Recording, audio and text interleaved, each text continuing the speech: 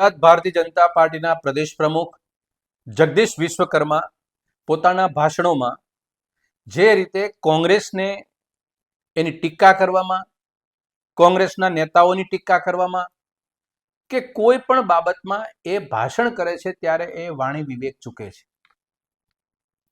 ભારતીય જનતા પાર્ટીના કાર્યકર્તા અને સમર્થકોને મારે એક વિનંતી કરવી છે કે મારી નજર સામે એક એમનો જામનગરમાં ભાષણ કરતો વિડીયો આવ્યો. એમાં જે શબ્દો જે રાષ્ટ્રની ધરોહર અને રાષ્ટ્રના યુગ પુરુષો કહેવાય, પૂજ્ય મહાત્મા ગાંધી અને પંડિત નહેરુ, એ દેશના ઘડવૈયા અને લડવૈયા, એમના માટે કેટલું માન છે, કયા પ્રકારના શબ્દો એને વાપર્યા, કઈ કિસ્સા કે કઈ ઘટનાને એને આ વાતમાં જોડી, એ આપે પણ સૌને એ સાંભળી અને પોતાના નિર્ણય કરવાની તાતી જરૂર મને લાગે છે. હું આ વિડીયો આપની સમક્ષ મૂકતા પહેલા એના બેઠા શબ્દો બે હું કહેવા માંગુ છું કે એ ભાજપાના પ્રદેશ પ્રમુખ જગદીશ વિશ્વકર્માએ જામનગરમાં એ ભાષણમાં પોતાના કાર્યકર્તાને સંબોધતા કહે છે કે એ સમયમાં વિદેશથી જ્યારે લોકો આવતા હતા ત્યારે અહીંના નહેરુ અને ગાંધી એને મદારીના ખેલ બતાવતા હતા, એની રમત બતાવતા હતા. અને આજે એમ કરીને ભારતીય જનતા પાર્ટીના એના આરાધ્યોના પ્રશંસાની શરૂઆત કરી.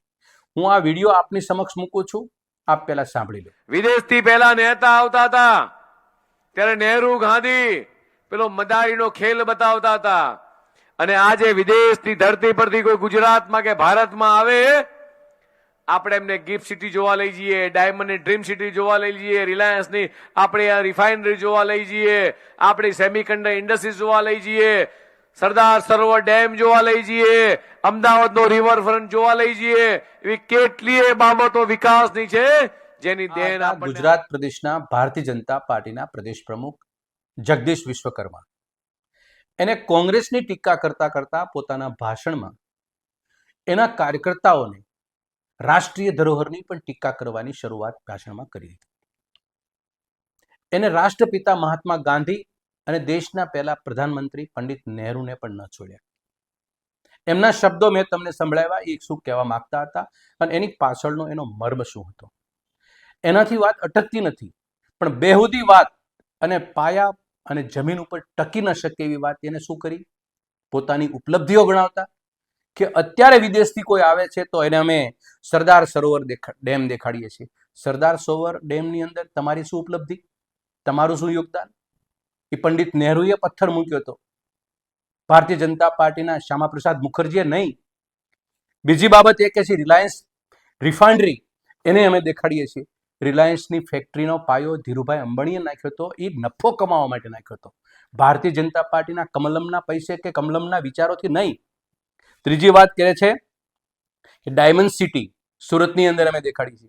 ડાયમંડ સિટી એક ઉદ્યોગ ગૃહોનું એક ગ્રુપ છે, એને બનાવ્યું. એમાં કમલમ કે ભારતીય જનતા પાર્ટીએ પોતાની ફલશ્રુતિનો ઉપલબ્ધિ ગણાવવાની કોઈ જરૂર નથી. ત્રીજી વાત એ કહે છે કે સેમિકન્ડક્ટર ફેક્ટરી, આ બધા લોકો પોતાના ધંધા માટે નફો શોધતા શોધતા ગુજરાતની ભૂમિ પસંદ કરે છે.